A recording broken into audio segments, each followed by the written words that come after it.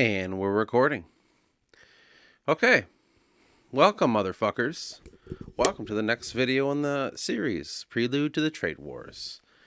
This one's Wuhlandia. This is the... well, it's not. But for the sake of this series, this is the last of the nations that are not mankind.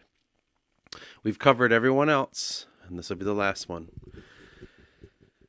So let's get into it. Wuhlandia. This nation's a little bit different, according to everything we're used to. Maybe not. Maybe it's exactly the same as everybody else. I don't quite know, because I'm the one who made it all, so I don't fucking know what's different. Now, Wuhlandia is a nation that is... well, I guess I could say it resembles the kind of Phoenicians. So kind of keep that in your mind when I'm talking about all this stuff. Just keep in mind like Phoenician-y. Who are the Wuhlandi? The 𝚆𝚆𝚛𝚎, which is the land from which they dwell, is known as the land of the two pillars. The name 𝚆𝚆𝚛𝚎 is Tannic description that translates as 4 tribes. However, they call themselves Wuhlandi, which is wealthy people of the land. You already got some, what is that, etymology? I don't know what that term is. But as you can see, basically, they dwell in the land that was always known as the 𝚆𝚆𝚛𝚎, or the land of the 4 tribes. It's just an old ancient story. The Wuhlandi are the people that are called the wealthy people of the land. You know, they're the merchanty people. So,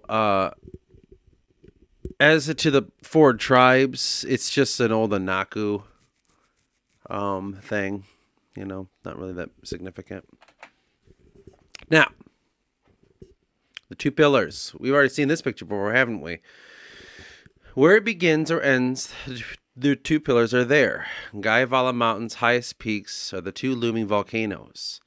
They have, in the past, before recorded history, gone off. That was some time ago.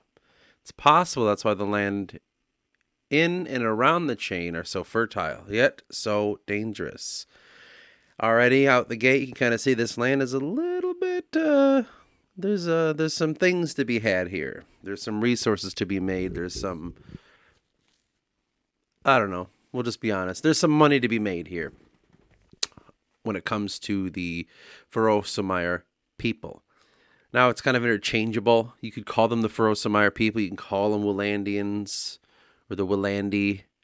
They've been called the Skur people, which is their aboriginal names. They've been called the Wool people. There's a lot of different names you can give for them.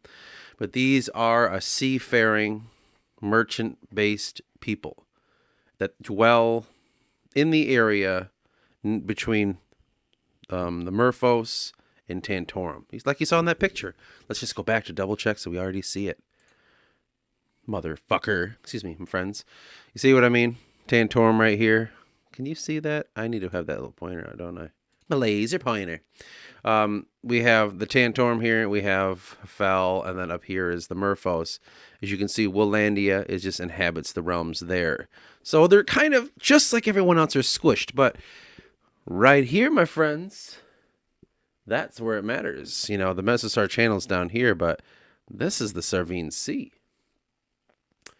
This is going to start opening up. I mean, up here is the Aspiration, I believe. Yeah, it's the Aspiration channel. But, you know, opens up down to the sea. So these people are not native to the land of Vasse, as we'll get into a little bit more. What if I just started over? I was like, and then, so who are the Wuhlandi? 2 pillars. Okay. Look at that picture in the background. Brother, I drew that myself. I'm just kidding, I didn't. The Skur peoples. The Wuhlandi are one of the Skur peoples that came from the land of 𝚆𝚆𝚎, or where the powerful Łuhlandi reign over on the southern archipelago in the Sardine Sea south of Vasse. These are people from a distant land.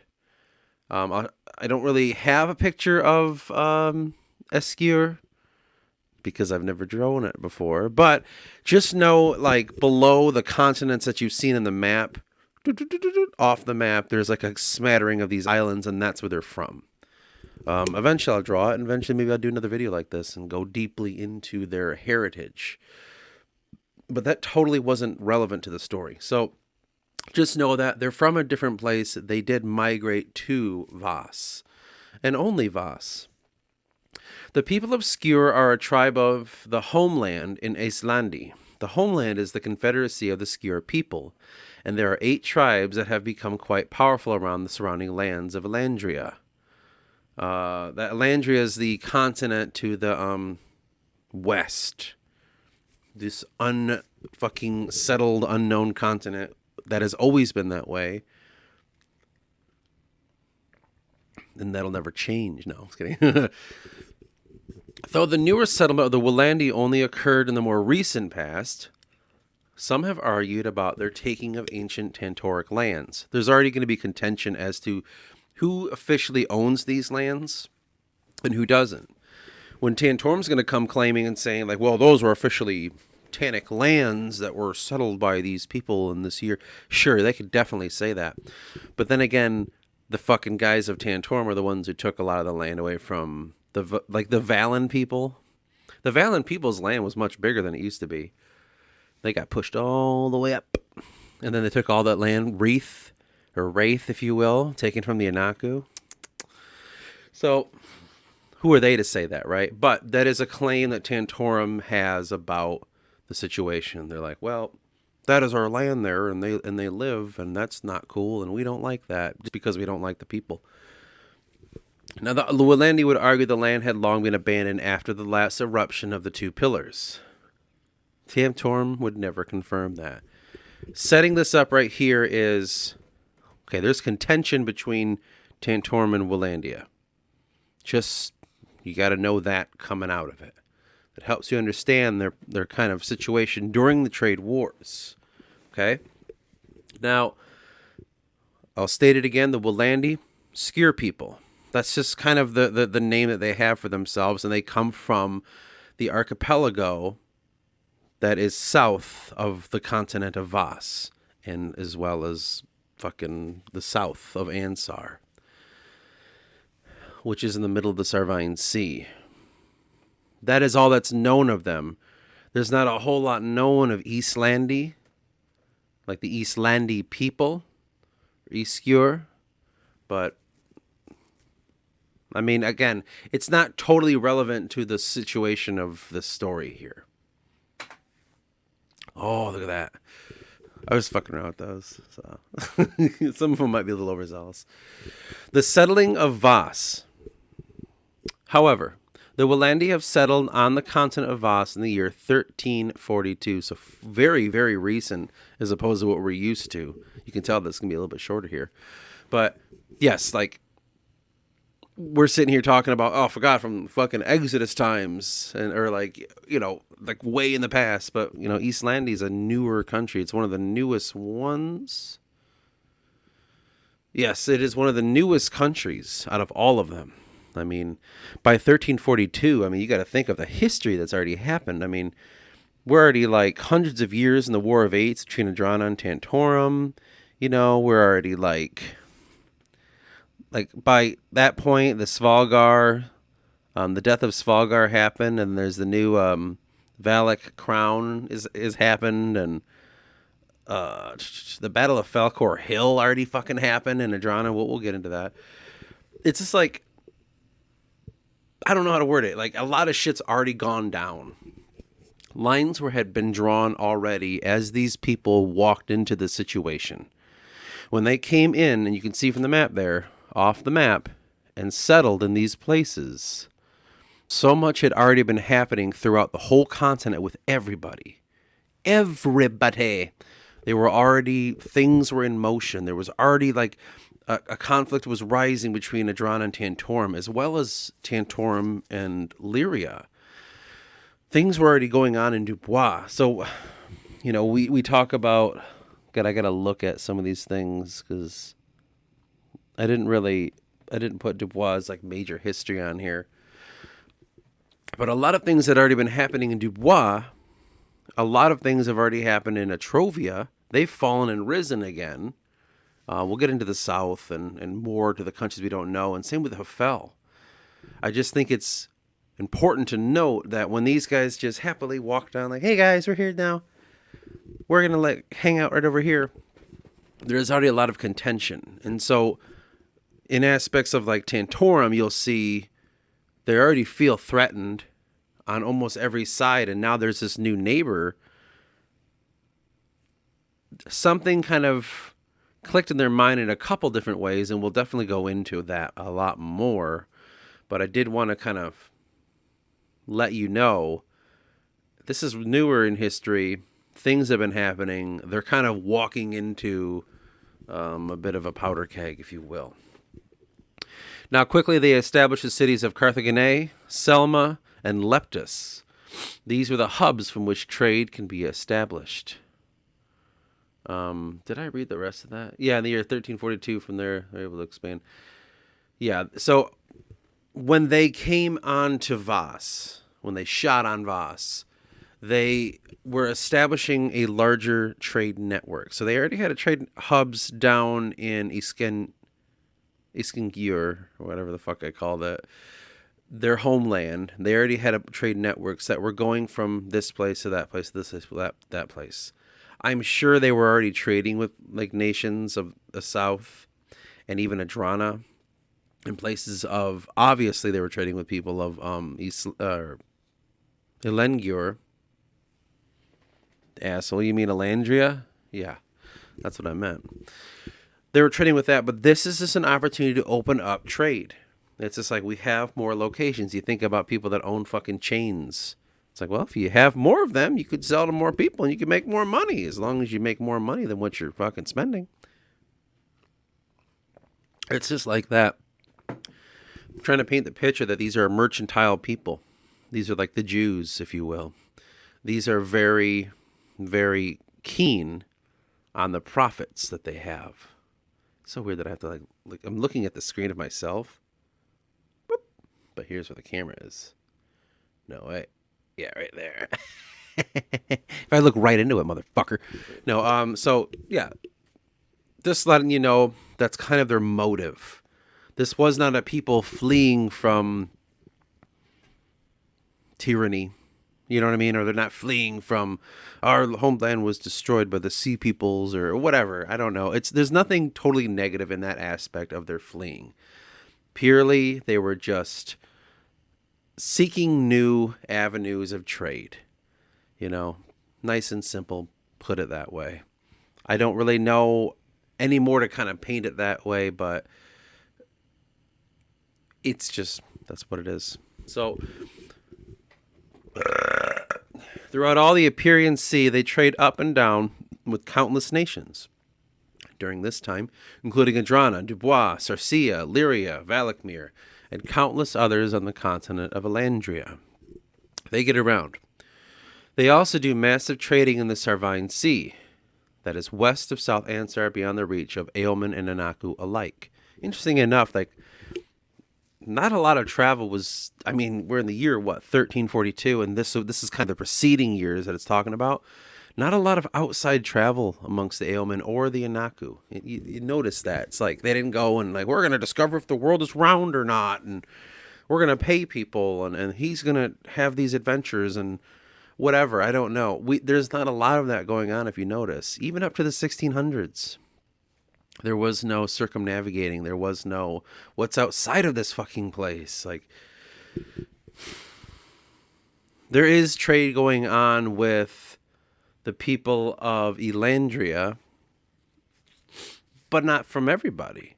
That's from just Adrana.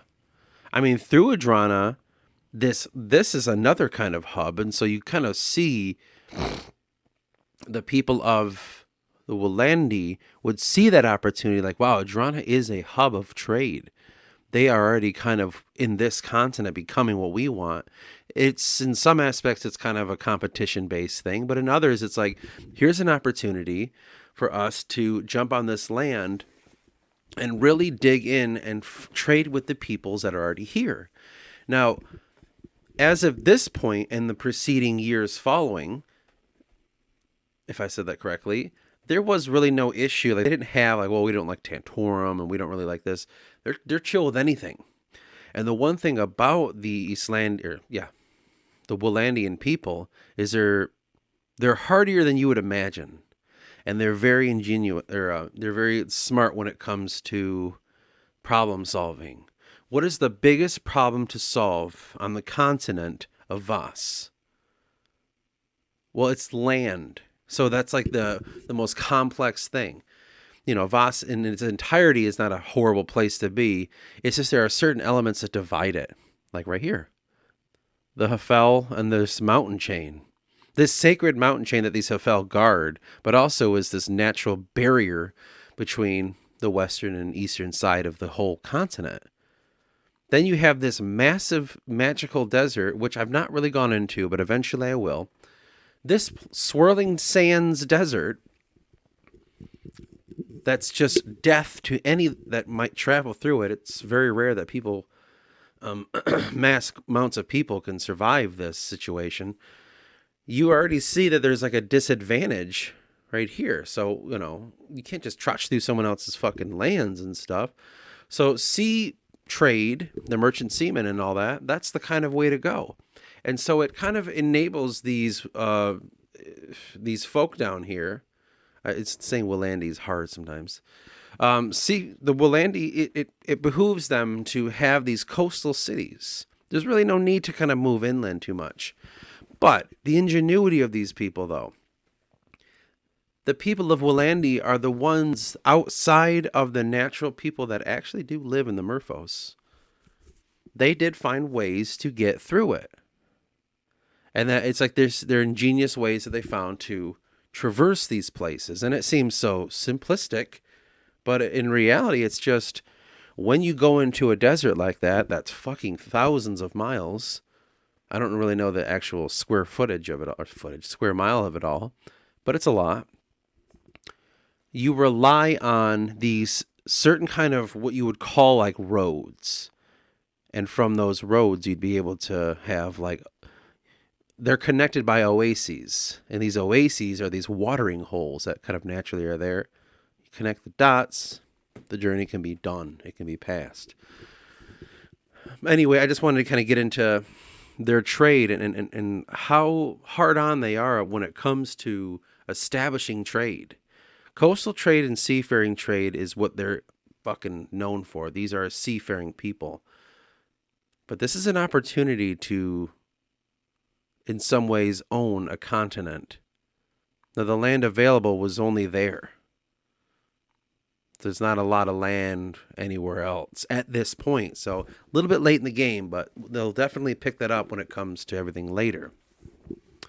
So just kind of painting that picture for you. Look at that one. That's pretty sweet, huh? Oh, hurry up. Open. There you go. A mighty commerce nation.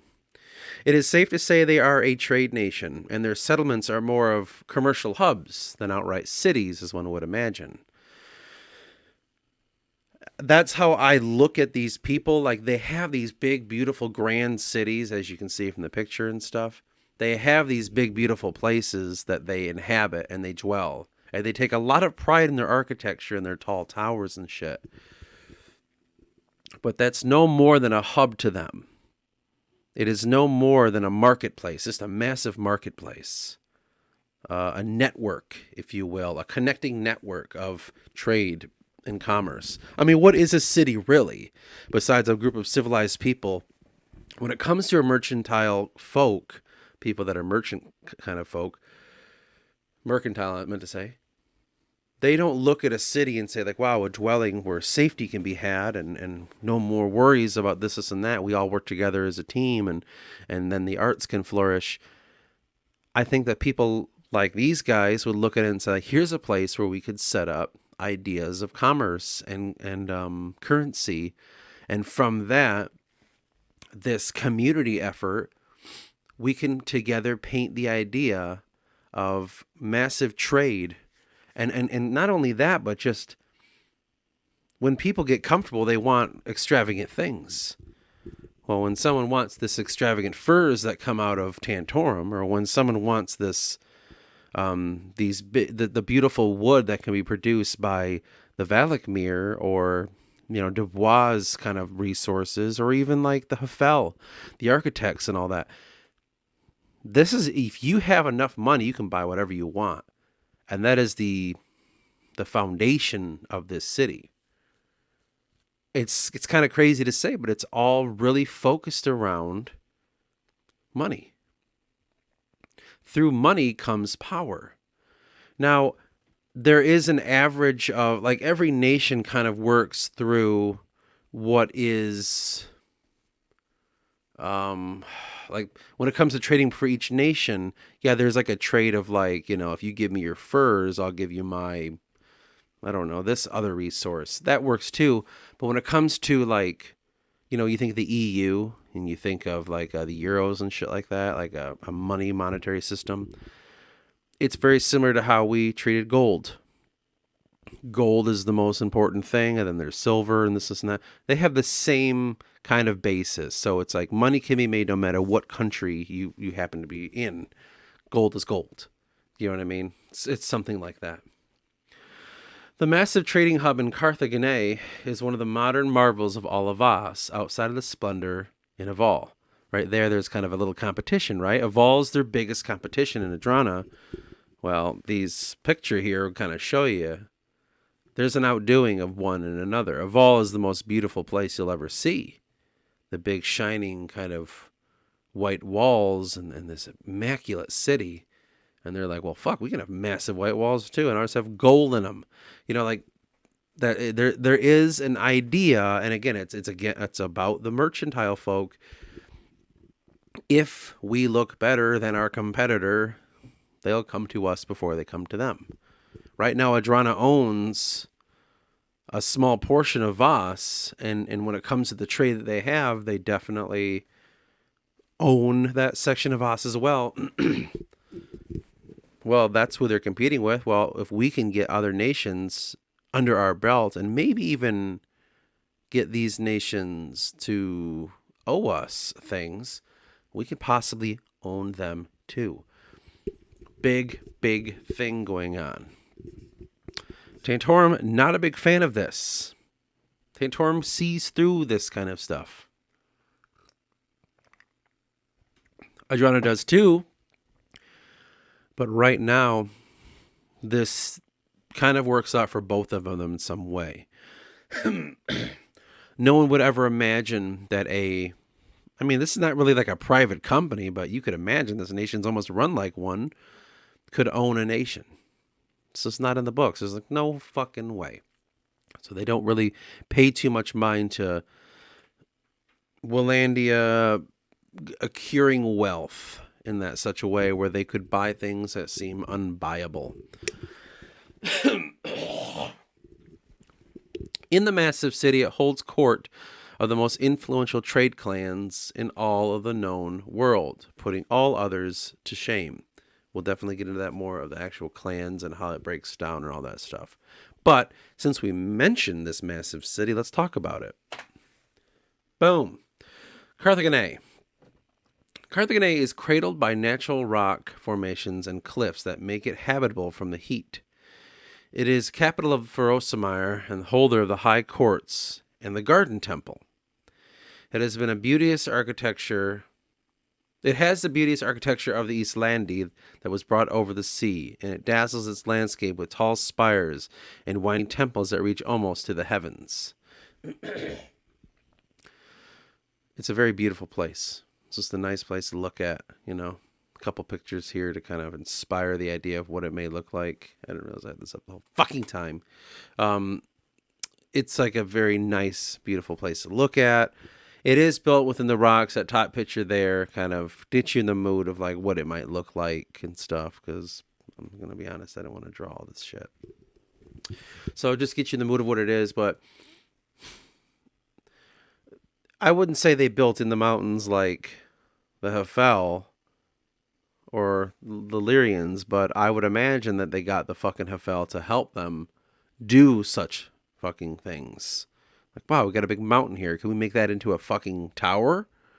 And they're like, yeah, you can do anything. And that's what you see in that picture there. Or whatever it is. Like, money is no object, but it is everything to them. It is all object. The city of spires that have been called for some of the tallest towers on Vasse's continent. Their vast strategical land laid roads and boroughs are constructed with precision. Basically saying like everything that they've constructed in their land is on purpose. Every road, every borough, every market district, every tower, it's all perfectly aligned for its perfect purpose. These are a very purposeful people. These are a people that every little tiny, like you don't just slam something down there like, there you go, that looks good there. It has a point. It matters. These people think deeply when it comes to that. It's, I wouldn't say they're money people, but they become money people because of what it can get you, what it can buy you, not only that, but what it can, like from the trade that you get. Everything that they do is purposeful in some way, shape, or form, and so is the acquiring of products and the selling of them too. It helps keep some sort of, like, what commerce is kind of like a form of control. It's a kind of, like, I wouldn't call it a calmness, but it's a very big contrast to the stark realities of, like, what the world really could be when it comes to without human influence. Money helps you acquire things to make the world a calm, easy place to live in. Civilization. That is made on the backs of people that have acquired these kind of goods, that have worked together. And from that point of working together, they were able to establish societies, not just because, but they had a monetary reason to do so. And because of that, too, you have people that are, when it comes to money, you have people that are, like, there's levels of people. Well, if this guy's making more money, it's assumed that he's doing a bigger job than you. Is that not always the case? But you would see that in the Wuhlandia people. I don't really know how to paint it better than that. It's just, in my mind, this is how you make things work. And they understand the fact that people will work and will do what you want them to do for the right price. If someone's in a desperate straits, if someone's having a hard time, you give them some money and all of a sudden, maybe their problems could disappear. And you might not be doing that truly altruistically, but they did something that you wanted him to do. And also at the same time, you think about like a mobster or whatever, like in the mafia. But if they have an addiction, then they'll keep coming back and you can keep getting money from them.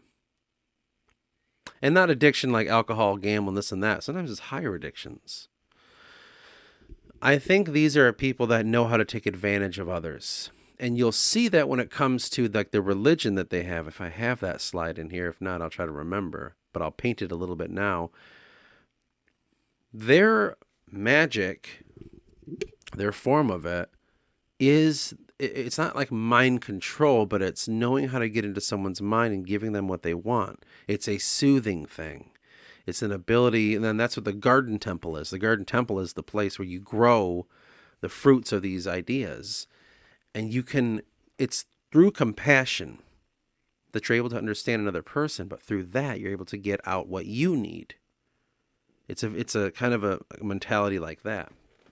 We're skipping way ahead. We should probably get back to this. Everything in 𝚆𝚌𝚛𝚎 is built to be productive and add to the wealth of the nation as a whole. These people are fucking like got boners for this shit, don't they? The next biggest city is 𝚆𝚛𝚎, the second largest of Wuhlandia. 𝚆𝚛𝚎 is a trading hub on the eastern side of the nation. So you go back to that map, you see 𝚆𝚌𝚛𝚎 is on this side and 𝚆𝚛𝚎 is on the other, in the middle of Selma, but we'll get into that.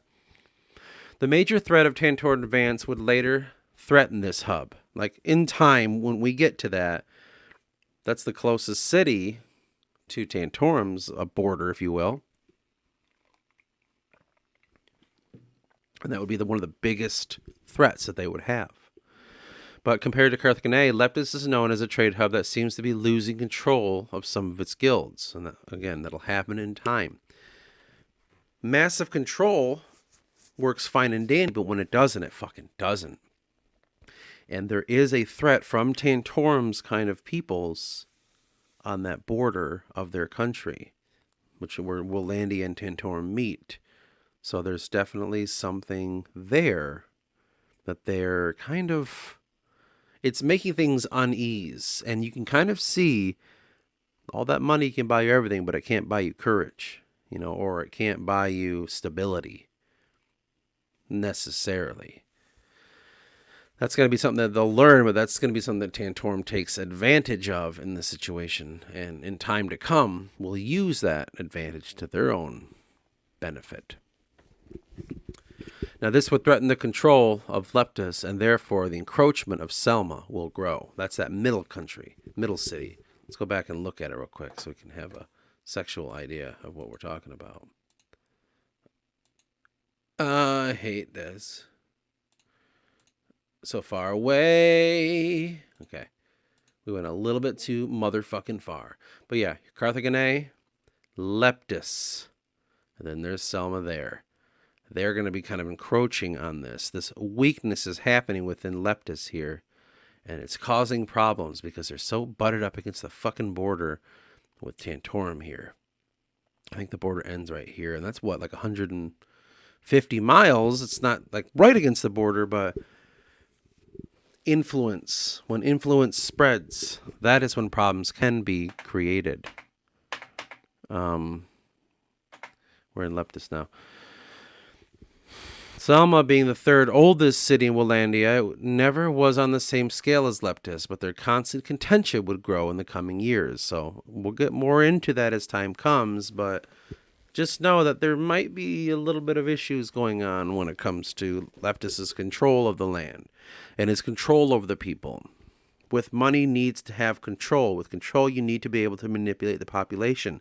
With that, in your own way, that manipulation can come like factored into whatever the Aoman races are. When we get into Adrana, you'll see theirs, or, we've talked with the other nations, but for them, the control of the people is this kind of comfort, this idea of wealth, this idea of safety, because, and I wouldn't call it bought safety, but you're free to do what exchanges you need to do in order to have profit. Profit's one of the biggest things for these people.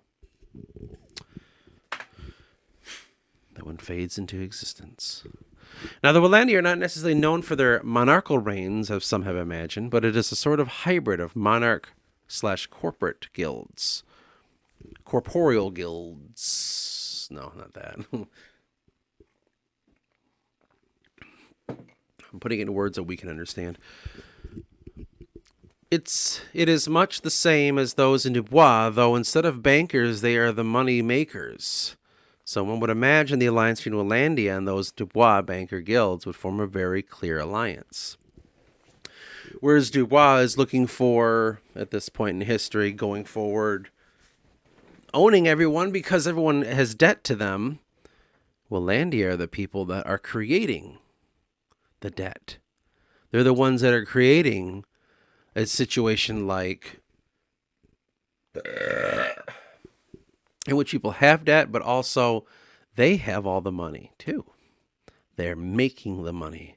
Now, when it says they're the ones who make the money, it might not be exactly like, oh yeah, like we're the ones that mint all this shit. They may, but I mean it metaphorically, like they're making everyone go into debt because of all the things that they can sell. And the things that they can sell, because of the trade that they do, the connections that they have, they're able to procure things that are, a little bit harder to procure if you really, really need it. If perhaps a group in Tantorum, if there was ever a coup and they needed supplies for their military, well, Wuhlandia would be a good place to go. If you can't get it from, your nation because they're not going to give it to fucking outright rebels, well, Wuhlandia is a good bet. Well, if you can't get the money for that, well, Dubois is a good bet. There's a lot of things going on here. I mean, these nations are acting more like corporate entities, of course, but that's just kind of how it always has been. And I want that to be a big thing when you think about it. Like, when we start getting into Tantorum's history, you're going to start to see these nations that aren't just these little side nations. You're going to start to see them have a little bit of relevance in the coming trade wars. 𝚃𝚊𝚛𝚎 and Wuhlandia are like huge when it comes to instigating this stuff merely based on their want of money. It is much the same as those 𝚃𝚊𝚛𝚎, though instead of bankers, yeah, I just read that. One that would see the creation of massive superstructures in Wuhlandia, even around the world. These two nations, however, share a common enemy, one that boasts the strongest military in all of Vasse. They both see Tantorum as their biggest threat. Keep that in mind when the trade war starts to kick off. Keep that in mind later throughout the books when other things start to happen. There are certain people in these countries that are jockeying, is that the word? They are wanting in the downfall of Tantorum. Maybe not like as a people, but its ruling elite. Well, you can kind of think about it like, well, interestingly, there might be something going on that if we could stop this group and prop up that one, that's much easier to deal with. A little bit of intrigue going on there. So Tantorum would just kind of be their major threat in time as time goes on from the 1340s on and on and on, all of a sudden to like the 1400s and then the 15. Tantorum is becoming more and more of a threat. Just so we can kind of get that down and understood. That is the kind of major situation that we're looking at here. Okay. Tanto-Wuhlandi conflicts. I just want to talk a little bit about like the conflicts that they may be having, though not outright. They were quiet ones. Now, there have been countless conflicts between Wuhlandia and Tantorum, though they were not outright battles or even skirmishes. Tantorum had been in constant conflict with the 𝚃𝚌 for years, and long battles in the mires of the Valons with the Illyrians to keep them stretched thin. They're just not like, well, now we're invading this. Like we don't have the fucking manpower for this shit. They got enough fucking stuff going on.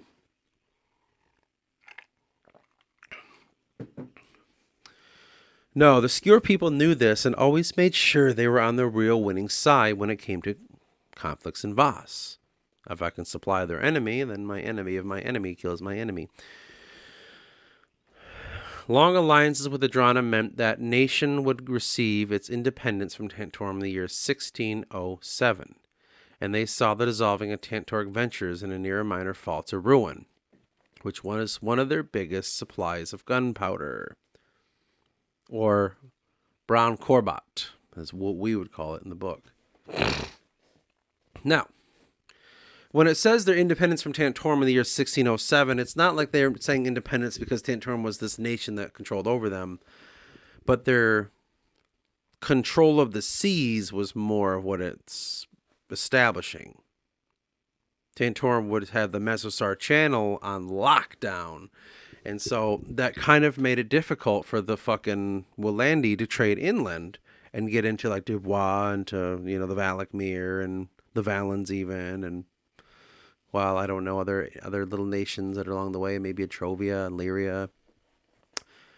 It made it kind of difficult. They had to go all the way around the outside, around Adrana, and all the way around 𝚆𝚆𝚛𝚎 and to the north, and that's impossible.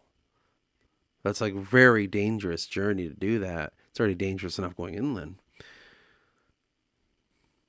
By 1607, they've had enough like clout, if you will, to claim independence from this kind of lockdown, if you will. But as you notice in the year 1607, we're slowly etching towards trade wars. So probably some things are going to happen that are going to make that even more difficult. The Wuhlandia were the biggest thorn on the side of the great beast that is Tantorum. Until there was one fateful day, the upper hand had turned, and Tantorum played the game right back with Wuhlandia's trader unions. I'll get into that later, But Tantorum might get the upper hand of Wuhlandia. Wuhlandia is like slowly breaking Tantorum down with funding all the other nations to fight Tantorum. And also they're slowly just breaking them down because of the way of life that they're establishing, and Tantorum's kind of holding everyone else back. Tantorum is the one nation where everyone's just like, dude, this is fucking ridiculous. We're sitting here and these guys aren't allowing this and they're not allowing that. Fuck them. We can all do our own thing. They're going to whittle them away, but Tantorum might have an upper hand that might come soon. But let's talk about those guilds a little bit. Bam.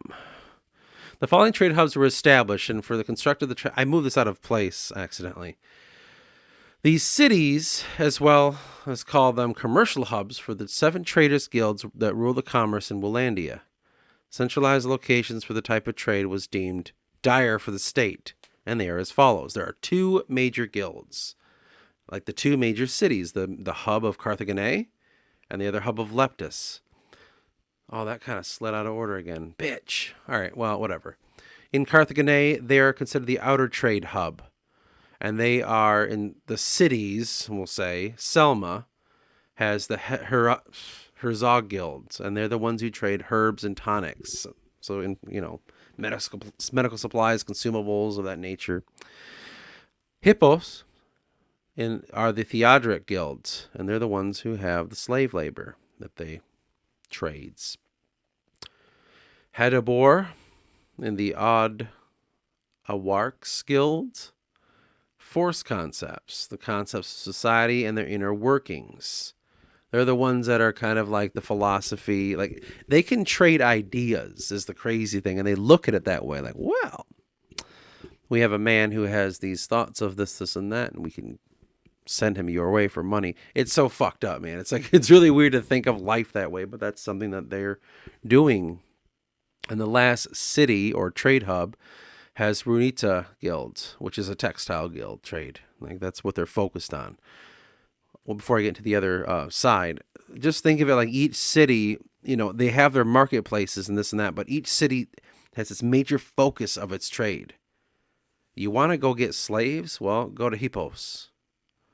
If you want to have like medicine and shit like that, go to Selma. You know what I mean? Like there are certain places, these hubs, where they can lock you in, and if they can't get it, they know someone who can. 𝚆𝚘𝚎 Guild. These are considered the inner trade network head, or hub, if you will. Edenia has the 𝚃𝚛𝚎𝚕𝚊𝚗 Guild, which they sell foods and stuff. Any kind of food. Tharosa has the 𝚿𝚛𝚎𝚕𝚂𝚗 Guild. That is buildables, selling of metals and woods. Notice how they break everything down. Nice and simple, nice and clean. Valle has the 𝚿𝚛𝚎𝚕𝚂𝚗 Guild. Mineable is what they call it. Anything harvested from the ground. And Liburni has the 𝚃𝚌𝚎𝚕𝚗 Guild. They are the ones who sell information. Ooh, subterfuge.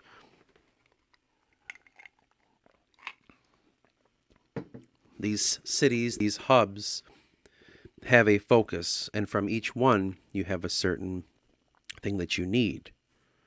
It's not like the whole city is like, yeah, if you go into fucking Hippos, it's just like slave places everywhere. No. But the guild within that city that works, there are all of these things that are sold, from food, medicine, slaves, buildable materials, or like ores and metals, all the way to textile things. They're in every single one of these cities. But what is that city known for? What can that city get you? What can that guild get you?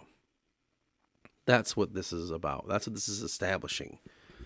You can have anything you want when you go in there, into the fucking nation of Wuhlandia. That might sound cool. The trade guilds were divided into types of trade that were necessary in order for the nation to survive. These were called the classes.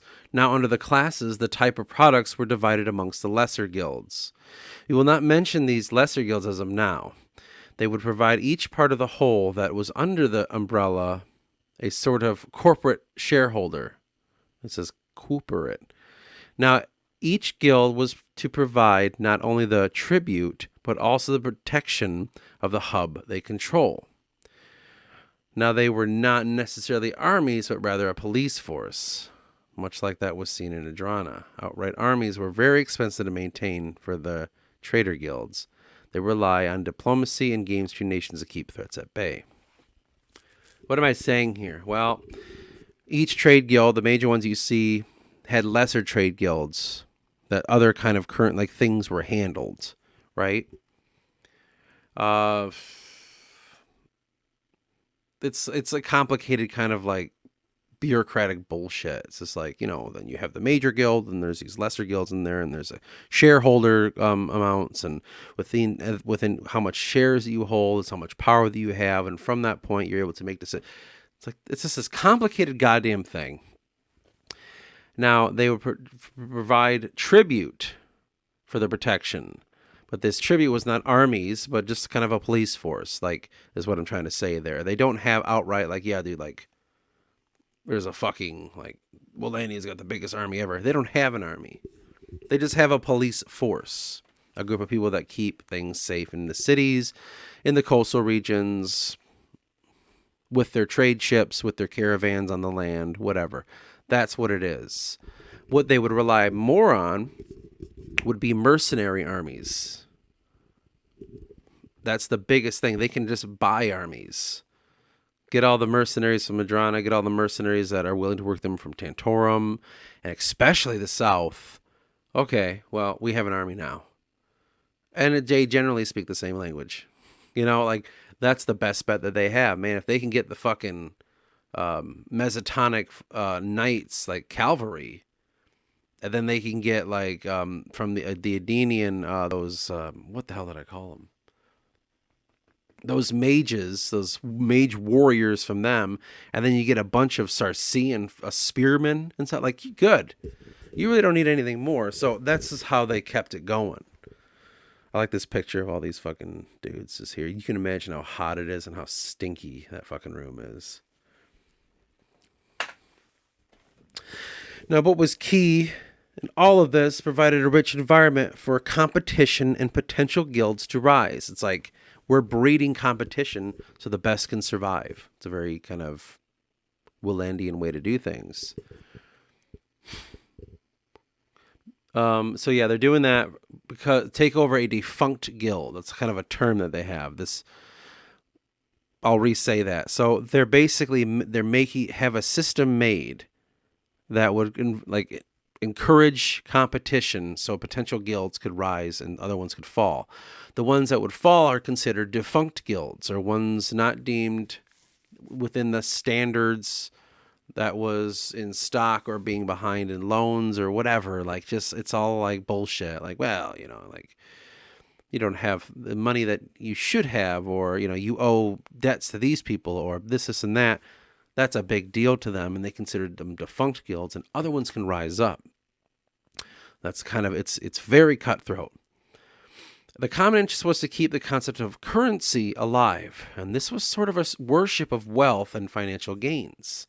Some could say it replaced the concept of faith, though this could go back to the Aeon Alaric and her dominance on structure of class and division of hierarchy.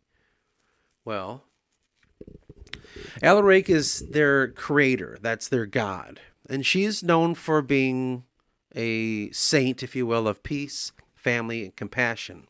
That kind of got twisted in the idea of dominance on structure of class, division, and hierarchy. I don't know how that fucking really happened, but the idea of compassion and family and peace, the idea of holding on to something, keeping it together, and keeping it happy, turned into, how do I fight away all the bad things? Well, from how do I fight away all the bad things turned into structure, keeping things where they don't have infiltration.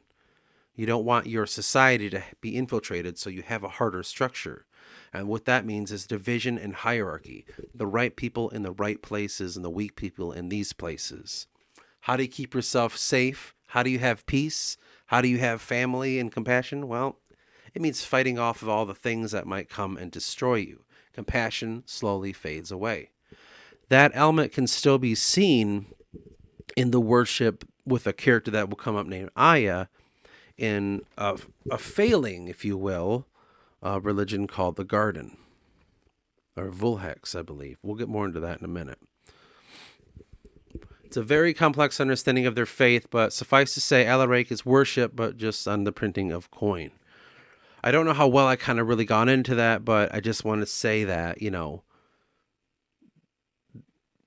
their god has been kind of, how do I word this, manipulated into a new meaning. And from that new meaning, good intentions built around the idea of protecting oneself could end up meaning hurting another in some way, shape, or form.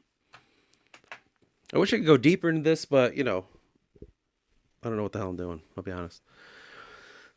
Trading in the Merfolk. So in each of the next following slides, I want to give like a allotment of years and just kind of talk about like something within those years. So 1355 to 1407. The first successful trading venture through the Merfolk was in the year 1360, when the Merf campaign were being conducted between the Merf people and Adrana. So they were fighting. Now, the real cause of this conflict, though would not be described by such scholars, is the Aedenian trying to unravel the path through the Merfolk in order to land trade to be conducted. This, however, would be harder than ever imagined. Now, after many raids on their convoys and many lives lost to wandering, it was the Aedeans who created the passer traders. They took the understanding of the Saik and exploited it to their advantage for the promise of coin. This process would then involve the very Saik to which guerrilla warfare was conducted by the Aedenian passers and their caravans. That's just something happening from Adrana's perspective. To say that they found a way through, however, did not guarantee instant success, however. The Merf was still the Merf, and it would always play tricks on travelers. The passers simply had a sort of nose for sniffing out the ways of the winds. And how to discern them, these outlaws, as the Saik called them, were crucial in the trading of goods on land, though this practice is not as widely used as the water tribes. That's kind of showing the idea of like what the Aedenians were able to come up with when it comes to trading through the Merfolk, but it was with the help, though they won't admit it, of, as you can fucking see, from the Wuhlandia, how to make this happen. Passing through the mires, passing through the unknown. Well, the people that do know how to do it are called the Saik Oapake. They are the natural people that live in the Merfolk. Some of them can be bought.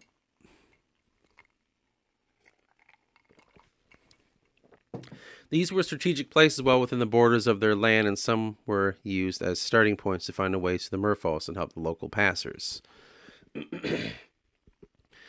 In that era, the biggest thing that their biggest accomplishment, which is how the Wuhlandia think.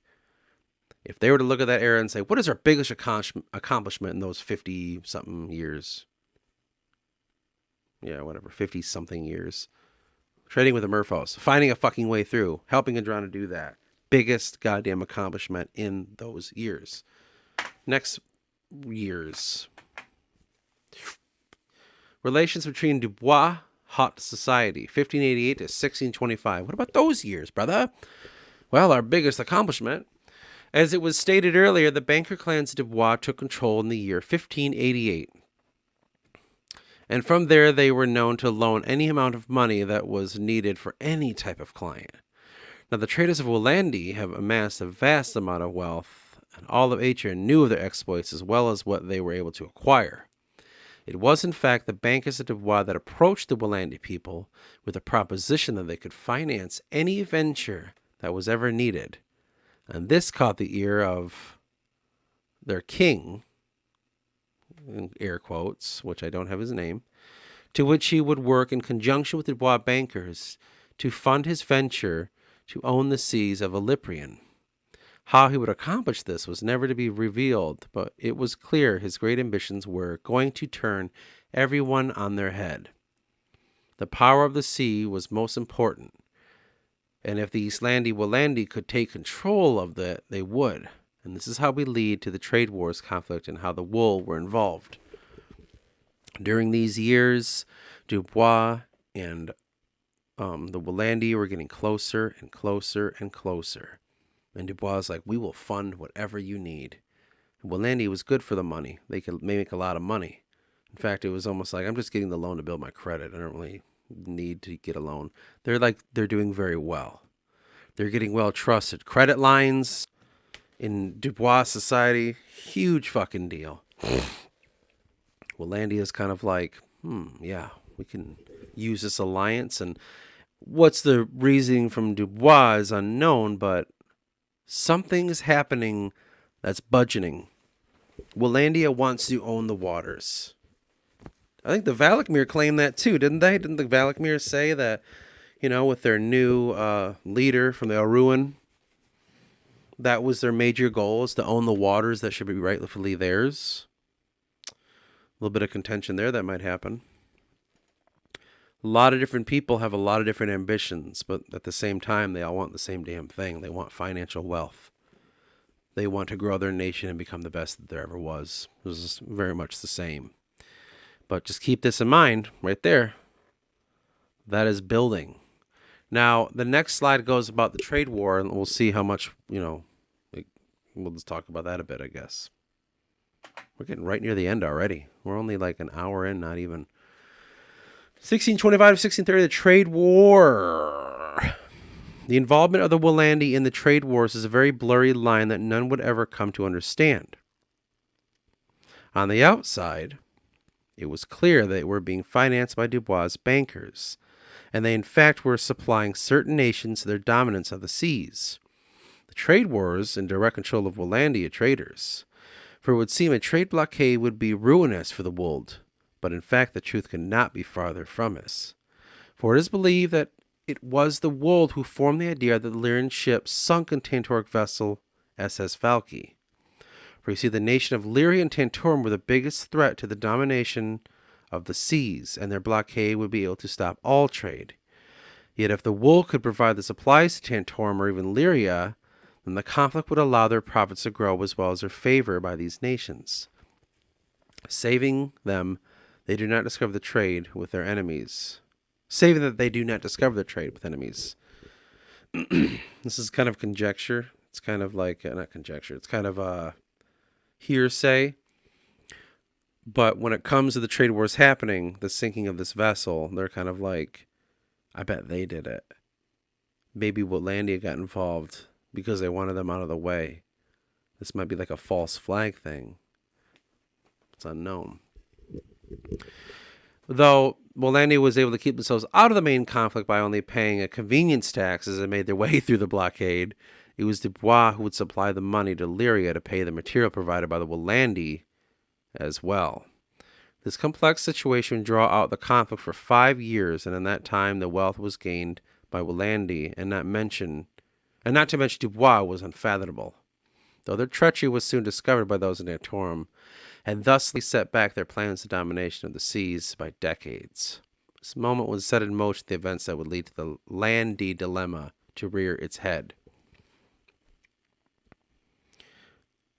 Tantorum was getting a little smart to what's going on with Wuhlandia and Dubois. That was a major, major threat. How can they get rid of these fucking people? Because you got to remember, Tantorum is in this bind where it's just like, if they keep attacking their neighbors, they're looked at as like aggressors, and they have no allies. And someone in the Tantorum society knew this.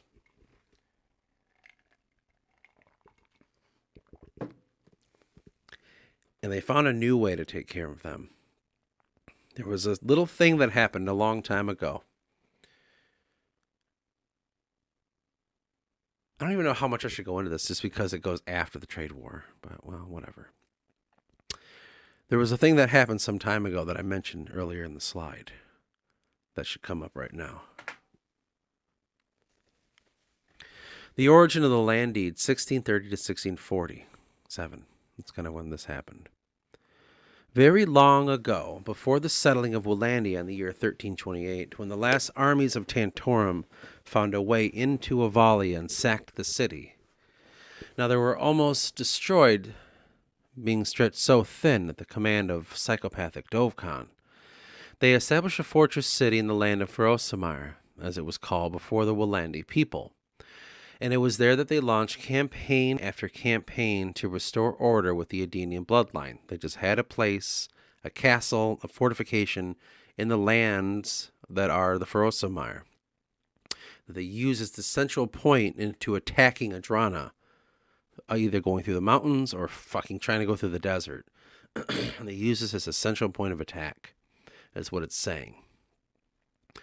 It was there that they established the Kramos Wars against the Aedenian people, and the fortress city, Blank, was the hub of the efforts to cross the Murphos to make the trek through the mystical mountains of Gaiavala. For many years, Ducans would shelter their armies in the walls of name and build their might before to set off a sort of ritualistic sacrifice of men. Long story short, they were just trying to get across to attack Adrana.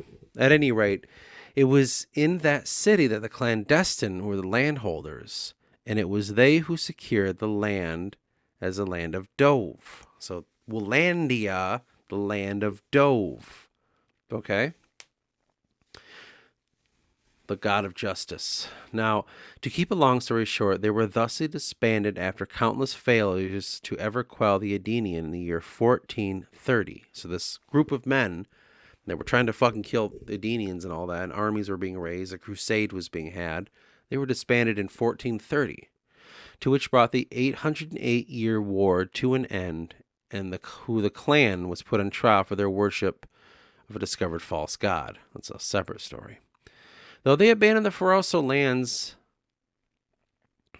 through 1,336 years after the eruption of the first pillar decimated the area and those who called the 𝚆𝚆𝚑𝚕𝚊𝚗 home. Sorry, let me read that again. Though they abandoned the 𝚆𝚆𝚑𝚕𝚊𝚗 land in 1336, after the eruption of the first pillar decimated the area, and those who called the 𝚆𝚆𝚑𝚕𝚗𝚗 home had to abandon their homes and leave for southern Tantorum. So the two pillars kind of erupted, and they had to leave. Yeah, I think it meant years after the eruption. Yeah. So from 1430, 1,300 something years before that, I don't know. In that time, the land was abandoned, and the Wuhlandia came across the Servian Sea to settle on the lands in 1320s, and established the trade hub, and they so desired to trade with the people of Atria with ease on the sea, but most especially out on the continent. It's getting a little small for me to read. I wish I could zoom it in. Now, as it was stated, the people of Wool grew, and in no time they would trade with ease. Yet after conflict with the trade wars and discovery of their involvement with it, so Wuhlandia moved in. Tantorum didn't like what their involvement in the fucking trade wars. They knew they had to stop them, but they could not use military resolve because of how many connections the Wools created during the trade wars. They're like, fuck. The last thing they needed was involved with another fucking conflict. They would hatch an idea from a certain scribe, Alaz, I think Alaz is his name, into looking at, because it was him who discovered the land deed situation, and so had a legitimacy in the high courts of Tantorum, but most important, the Wold Circle as well. It was an agreement signed by the very Dovinic Bodan himself with the ancient peoples of the 𝚆𝚆𝚑𝚕𝚗𝚗 to purchase a plot of Alesia, to which they rented for a conditional number of years, which was undetermined. They said, like, you're going to have this land, you can be here for a certain amount of years. That's how you're going to fucking stay here. Kind of forgotten about. It wasn't really a big thing because this Dukan guy was part of the clandestine order. The clandestine order was kind of killed, if you will, or disbanded. So it was kind of forgotten about. And the Wuhlandia was hoping for that, and that did happen. But this scribe found a copy of that. So long story short, the clandestine order attacking Adrana had to flee their eruption of volcano. It took some time for it to go down, a certain amount of years. I think the years are fucked up on here. And then from that point, Wuhlandia moved in. They signed a deal. And from that deal, they're like, yeah, you can live here for a conditional amount of years, whatever, with the clandestine people. They abandoned the land. clandestine were disbanded. Wuhlandia grew and did all the shit they did, started trading, then got their hands caught in the cookie jar from Tantorum. Tantorum was pissed. This one scribe found, hey, wait a minute. Technically, that land is Tantorum, even though it was owned by a clandestine member. That was his land. Well, that's actually Tantorum's land, because when they absolved, we took all of their, whatever it was, I forgot that fucking term. Everything they own, we own now. Oh, that means we own that land still. So it just took this long for them to figure that out. And so when they said that, like, hey, we're kicking you the fuck out, you can't be here anymore. This is our land. You can't be on it. And if you stay on it, it is a direct conflict and it can lead to war. This is how they were finally able to get back and full control of the land and kick out the fucking people. It's like a legal battle. Tantorum was playing their game. Like, oh, okay, well, we found this out. Get the fuck out. That will be the problem for the Wold people going forward. This was super confusing because I do a thing where I don't proofread anything. So keep that in mind. That's it. The short of the short. They're a problem. They got to get out. We found a way to make them get out on their terms. But this is the last slide, so this is our shortest one yet because we don't know. This is the hardest fucking country I think I ever had. I wanted to talk about this faction here because it's very interesting. They're called the Vulhex. They get their name from the practice of the Vulhex, the benefactors of the 𝚆𝚊𝚛𝚎 high society. The 𝚆𝚊𝚛𝚎 has a feudal society that is under the king of the 𝚆𝚆𝚪. A king again. It's not really a king, but that's what they call him. Though within this kingdom are the Vulhex. They can be thought of advisors, though their allegiance lies back in the land of Wuhlandia, or also called the motherland, or homeland. The 𝚆𝚆𝚪 hierarchy govern their own respective holds, but within their Vulhex being the whisper of the ear. In the ear, not of the ear, asshole. It is how they remain in contact from the motherland. Not only that, but the Vulhex instruct the youth and the nobility in the way of 𝚆𝚆𝚑𝚘. So while all that trade shit's going on, while these merchants were doing this, and that, you have this faction that are kind of like, remember what mom said, That is, these people that branched out are kind of on their own, like a young kid. But then there's this thought in their head, like, oh God, what do my parents think I should do? That's what this Vulhex is. Remember what it is. Now, they are instructing certain youths and a nobility in the ways of 𝚆𝚆𝚑𝚘, for they are devout followers of her, the betrayed one. The instruct of the priests and the priestess of the way of 𝚆𝚆𝚑𝚘, the ways of love and governance through their emotions. They understood the root of all sentient emotions, and from which they are all created. The fact that all feelings can be derived from the base sensation that mortals have. Everything works like that of a blossoming plant, in which its roots grow from one place as do the petals of a flower. This is how emotion works. The Vulhex teach that emotions are temporal things that must be completely understood before they are used, at least on a professional stage. So they instruct the nobility in understanding such prowess. Emotions are a wordly thing, not something channeled from another place. Much like the other peoples of Atria, they understand the power of darkness and the whisper. Though their god, they draw strength through them. For their god are the Aeon, and each can be corrupted like any other. I'm just trying to say here, it's like, meanwhile, there are other groups of people that are kind of like, guys, like, this fucking finance and all this bullshit, it's ridiculous. We're forgetting the true ways of our people and governance and this and that. Like, we were, there was the whole reign of monarchy thing, and you guys are just having a fake monarchy. It's this corporate thing going on. Wuhlandia is in a swarm of loss of identity. I would say would be the biggest thing that they have. There's so much confusion going on. I mean, even for me too, I'll be honest, like, just making this shit, it was kind of tough because I don't fucking, it's hard to make countries up and out of fucking nowhere. And like right now, I'm just making all this shit up as I go. It's hard sometimes, but I think that the biggest thing to take away from them is they're a mercantile people. They're trying to establish dominance of the world. They're going about it the wrong way. They lost sight of who they really were. And this faction here is trying to remind them and their nobility of the right way to be again. You know what I mean?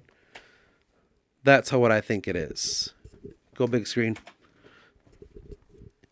I think that's the hardest part of all of this. And since I'm done with this country and we're going to get into mankind, let me just say a couple of closing notes about this. This has been a little difficult, to say the least. Making up so much shit. Like these past videos, let's be honest, have been a study of like bullshit. How can someone just bullshit long enough and you're like, wow, okay. That's what it feels like. I'm sitting here like wondering what the hell's going on too half the time. Like, I don't fucking know. Let's just talk about things. But it's important to note, like, well, that's why studying history is important. So you can kind of see these aspects of what have happened and then what could happen and, you know, the fucking pitfalls or whatever the one you want to call it. Wuhlandia, their coveting of money and trade and dominance, because they're trying to protect themselves, because they know they're a weaker nation, because they have threats around them, they went on the offensive. But they went on the offensive not in a way of strength, but in a way of mental strength. And I wanted to kind of paint that idea of like, that's not necessarily a good thing to do. That can be a very bad thing, in fact. A very bad thing. So that one was Wuhlandia. I really hope that was somewhat intelligible, but we'll see. I'm gonna just throw this one right up. I'm not even gonna watch it because I don't want to. I was dreading this one, I'll be honest. But next we're gonna go into probably after this I will do a video of in perspective. Keep in mind this, keep in mind that, and in short kind of stuff like where everyone sits right before the trade war. A video about that, and that'll be next. Then after that, we'll go into mankind. We're going to talk about Tantorum. Then from that point, Adrana, and then after that, the South, which is like altogether 4 more weeks, one a week. We definitely will, after that point, conclude the Prelude to the Trade Wars series and go into the trade wars. So that should be pretty good. That should be pretty good.